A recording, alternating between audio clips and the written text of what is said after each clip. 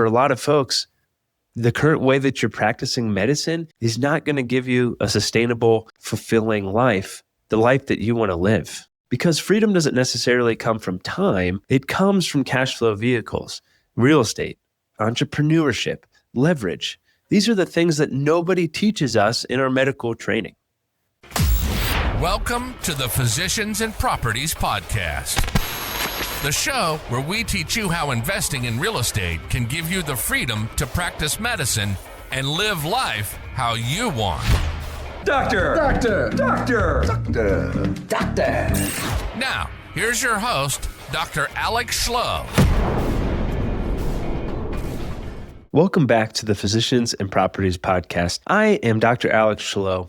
If you're a medical student, resident, or young attending who feels stretched thin, if you've ever wondered whether your life, the life you imagined, is slipping away under the weight of a schedule you don't control, if you want medicine and freedom, not medicine instead of freedom, then today's episode is for you.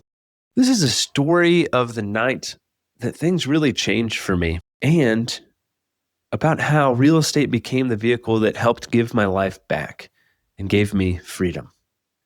The night that really broke me open was on residency. It was peak COVID. I was on inpatient nights. And to be honest, the hospital felt like a slow motion war zone. As a lot of folks know, Florida did not care a whole lot about the pandemic. However, we did, and the hospital was crazy. Every room was filled with patients who were alone, isolated, gasping for air. Every hallway was echoing with exhaustion and fear. Fear amongst the patients, fear amongst the healthcare workers. We didn't really know what we were going to do. I wore a N95, a face shield that dug into my forehead, the isolation gown that smells like plastic and chemicals. It's a smell I can still smell right now. And around 3 a.m., after running between rooms nonstop, I stepped into the call room and I pulled off my N95.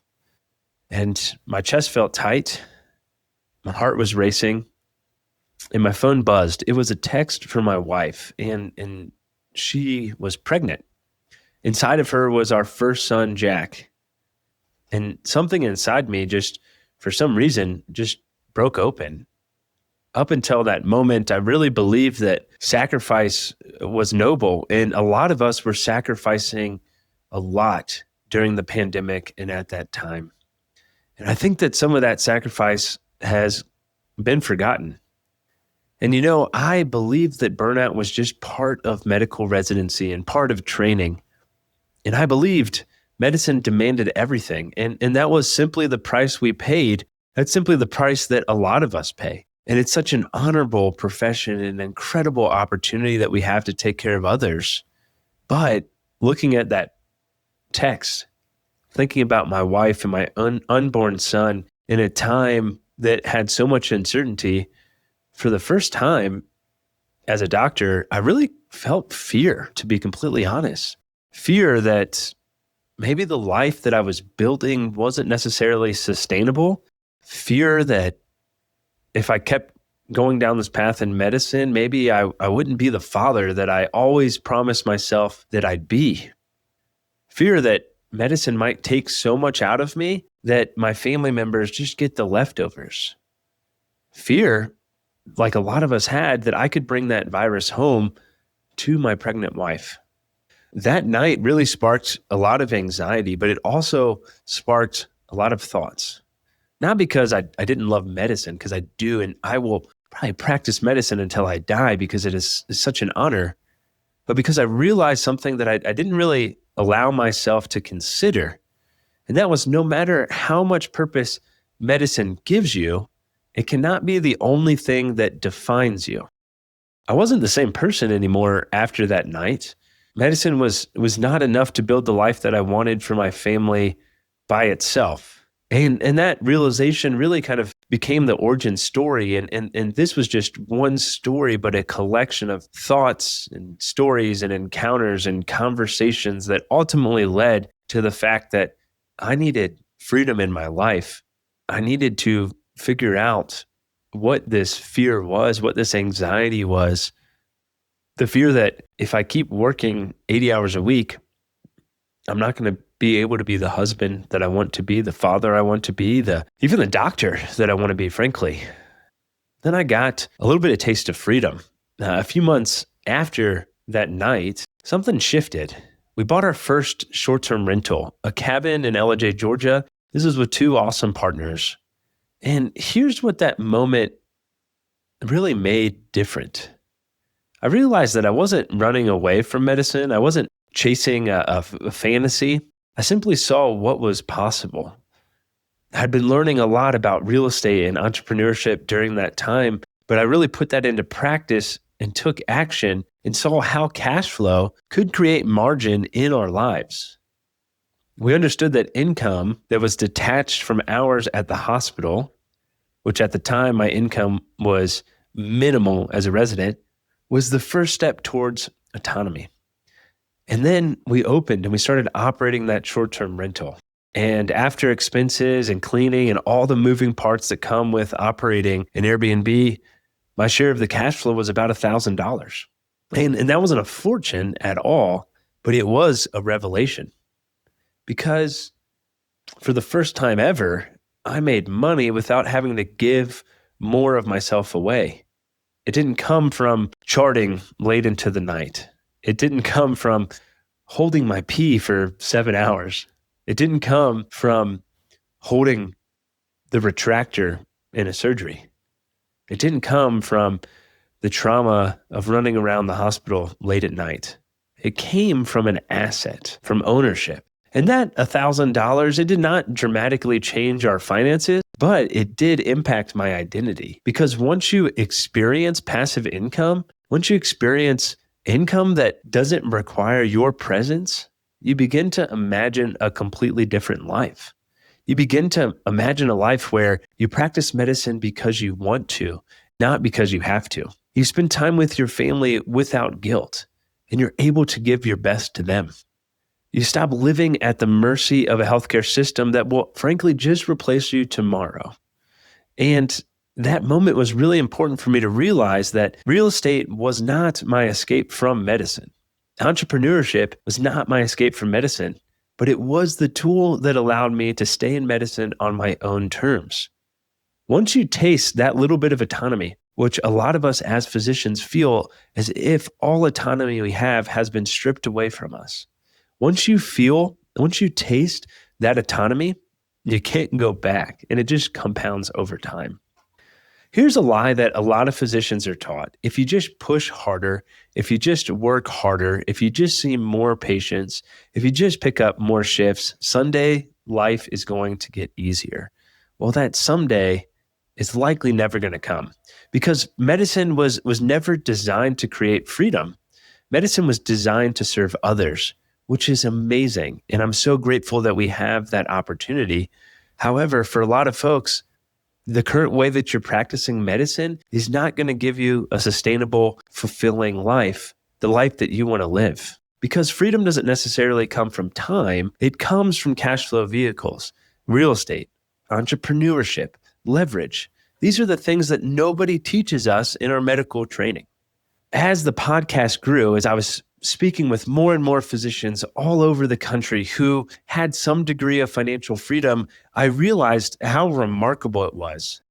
And the remarkable thing wasn't how different that their stories were, it was actually how identical they were. And these were physicians of all different specialties all over the United States.